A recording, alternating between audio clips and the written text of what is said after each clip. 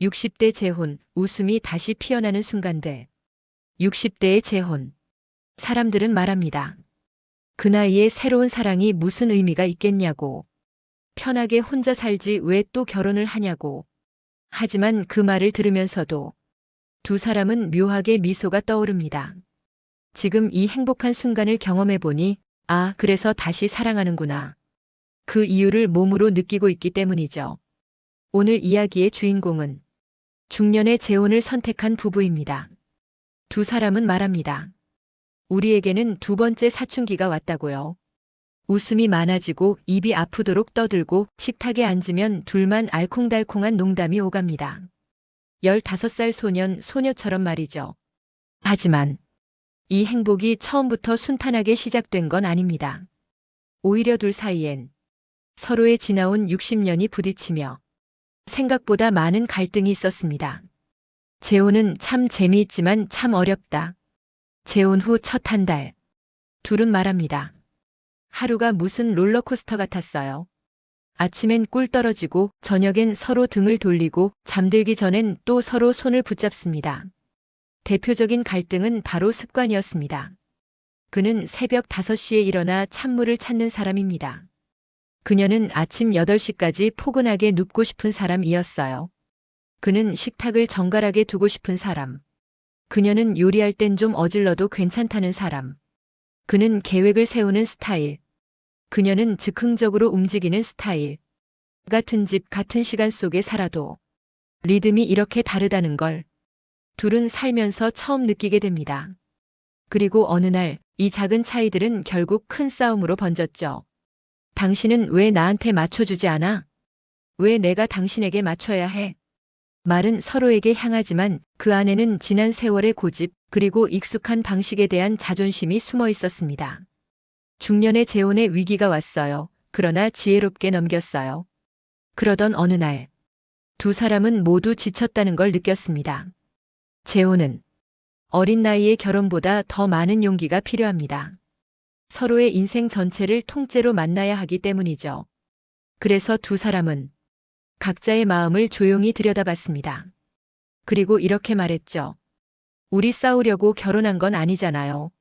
맞아요. 지금 이 순간을 행복하게 살려고 결혼한 거죠. 그날 우리는 평생 간직하게 될 약속을 했습니다.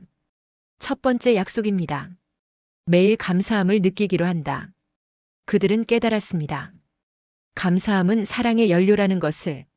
감사함을 느끼는 순간 서로의 부족함이 아닌 장점을 보게 된다는 것을.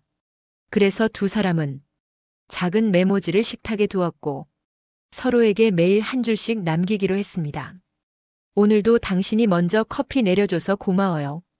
내 웃음의 이유가 되어줘서 고마워요. 오늘도 당신이 있어 참 다행이에요. 어느 날은 싸우고 난 후 남편에게 써있던 메모가 이랬습니다. 오늘 우리 싸웠지만 그래도 같이 밥 먹을 사람 있어서 고마워. 그 작은 문장 하나에 부인은 눈물이 고였습니다. 감사함은 싸움을 없애지는 않지만 싸움 후 다시 가까워지게 만드는 힘이 있었죠. 두 번째 약속입니다. 서로의 취미와 배움을 응원한다. 중년의 재혼은 두 사람이 이미 완성된 개인이라는 뜻이기도 합니다.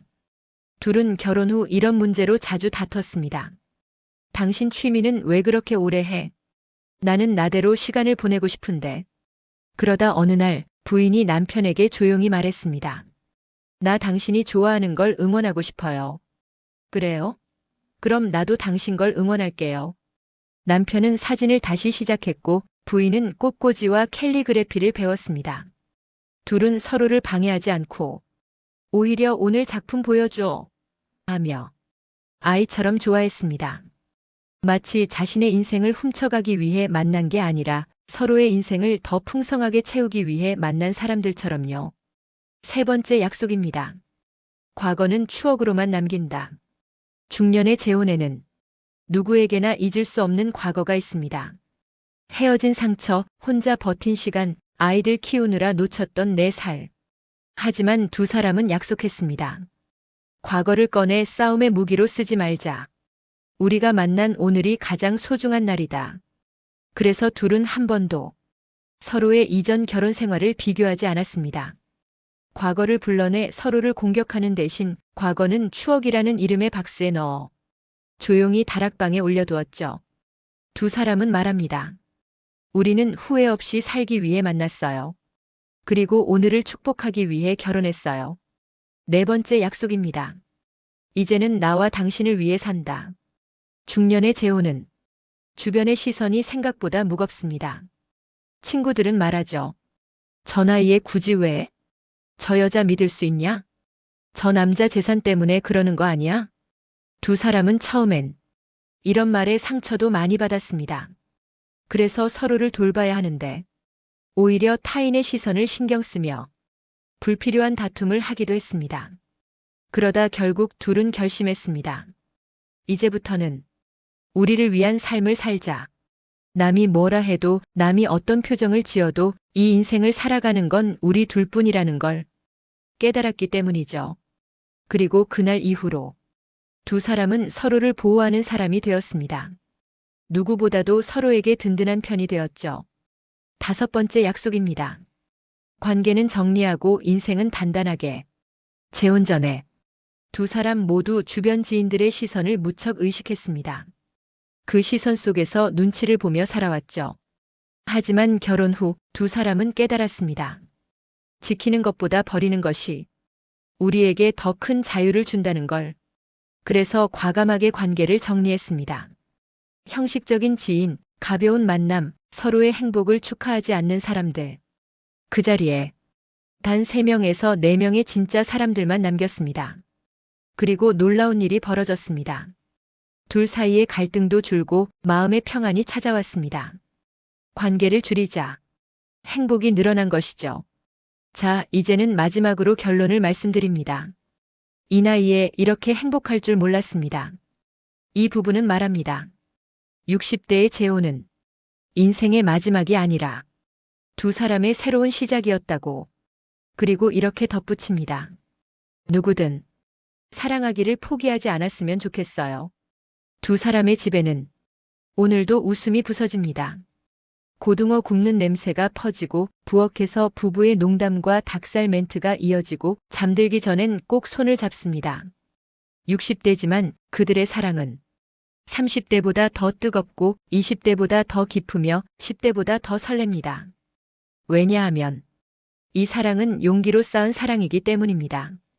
그리고 흔들릴 땐 약속을 지키며 다시 서로를 안아주는 사랑이기 때문입니다. 오늘도 두 사람은 조용히 말합니다. 당신이 있어 참 감사합니다. 감사합니다. 구독과 좋아요, 댓글도 부탁드립니다.